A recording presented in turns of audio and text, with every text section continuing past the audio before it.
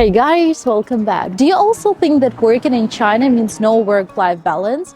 I know we've all heard that China is notorious for breaking labor law, and a lot of people think that shopping with Shein is unethical, which I'm totally on board with that. I'm going to share with you my 4 years of experience working in China, and there'll be many things that might surprise you. First, I want to say that foreigners in China have a much better work-life balance compared to Chinese staff. We have more summer holidays, winter holidays, and a better overtime compensation. I work as a kindergarten teacher, and in my company we work Monday to Friday, 8 till 4:30. I always finish my work on time. There were no occasions when someone would ask me to stay longer, and the same with Chinese staff. Sometimes when kids leave early, our boss doesn't mind if we go at 4:15. As I said earlier, after work I hit the gym, go out with my friends, and it's amazing how much free time I have to focus on my personal life and on my goals outside of work. Sometimes as a kindergarten teacher, you might be asked to teach some extracurricular classes, but I want to point out that it's not mandatory and it is really rewarding. If you're doing some extra work, you're getting overtime and you're getting double overtime. For 1 hour of work, you're getting 2 hours of work, or you're getting your hourly rate, which means you'll get paid for 2 hours even if you work 1 hour.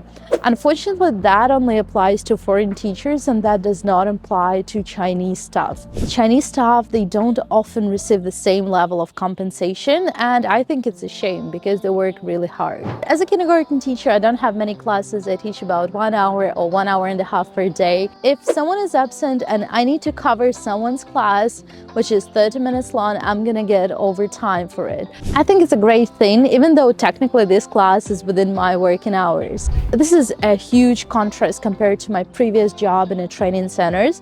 Training centers are known to have a terrible work-life balance, and they're paying you for your working hours. Basically, if you work from 8 till 4:30, which is not a typical schedule for training centers, they're gonna make you work every single hour for that money they pay you. So when I worked in a training center, they used to cover us each other's classes without any compensation. I remember one day at a training center when I was so overwhelmed, I had barely any time to eat.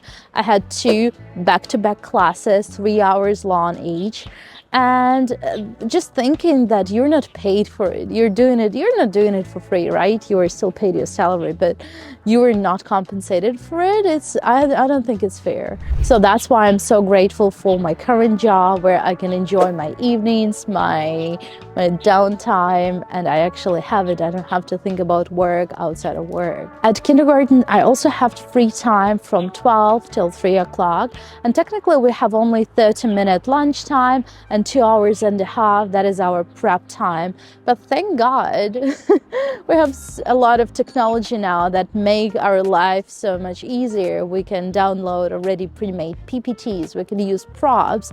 So I don't really need those 3 hours to prepare for my classes. This time, every single day gives me an opportunity to record my YouTube videos, to edit my YouTube videos while I'm working, to work on something else if I have to do something else, prepare my business English classes and other stuff. So basically, if you have the 3 hours at work, I think it's amazing. My colleagues love to take a nap. Some of them take 1 hour nap, some of them take 2 hours nap. And nobody says a word about it. Everyone is fine with that. At the training center, I didn't have this type of freedom because the first year you're learning how the things work and you're always very busy. But on the second year, when you already have all presentations and all materials ready, you have to be discreet about this. So even if you have a bit of free time, you wouldn't be napping or playing games. You'll still be discreet about your free time. Otherwise, they'll give you extra classes to teach. And remember, you're not compensated for those classes. If you're thinking about teaching in China, please check out my previous video where I broke down how to find job, what are the salaries, and how not to fall for a scam. And if you haven't subscribed yet, please don't forget to hit that subscribe button. Now the difference is weekends, our school school almost never asks us to work on the weekend. Occasionally they do marketing activities, and you may have to attend this marketing activity like once a year, which I think it's not a big deal. If once a year you have to go and work on the weekend. I remember a couple of months ago there was like a sports day where they invited parents and teachers, and they told all foreign teachers that, hey guys, if you don't want to go, you don't have to go. But to be honest, I just think they wanted to save some money because our hourly rate is very high and we wouldn't be very useful there. So they just said, you don't have to go.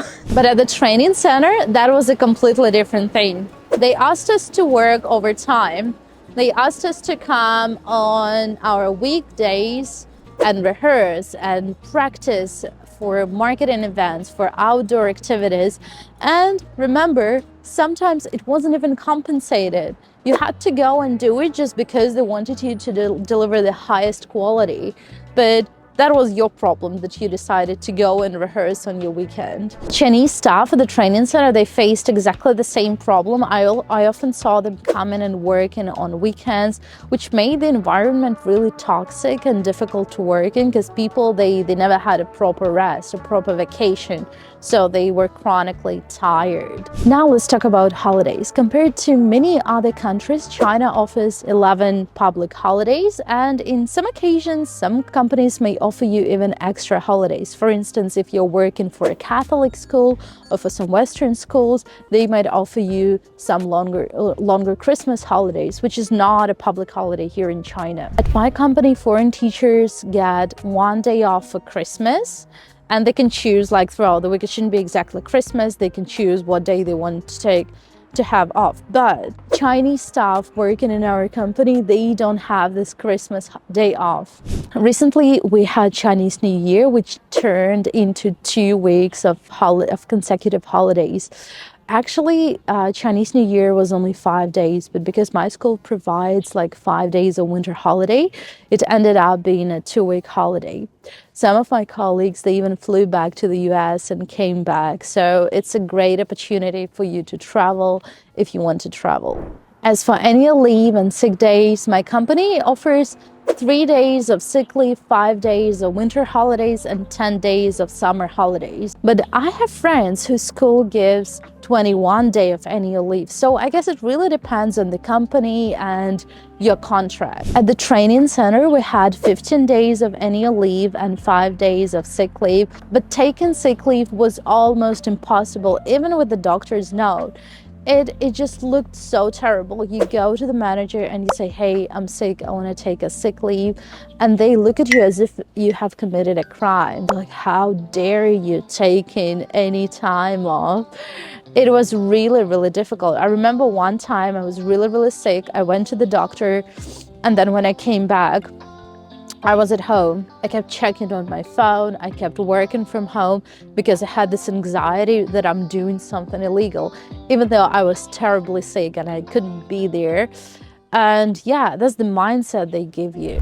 Overall, as you can see, my experience in a training center and my experience in kindergarten have been completely different. Training center offered zero work-life balance, when kindergarten offers me amazing work-life balance. But if you find the right school, you can enjoy the work-life balance that offers you to do your hobbies, travel, hang out with your friends, and do the stuff that you like. If you're interested in working in China, subscribe for more tips on making the most of your experience in China. Thank you for supporting my channel, and see you later. Bye!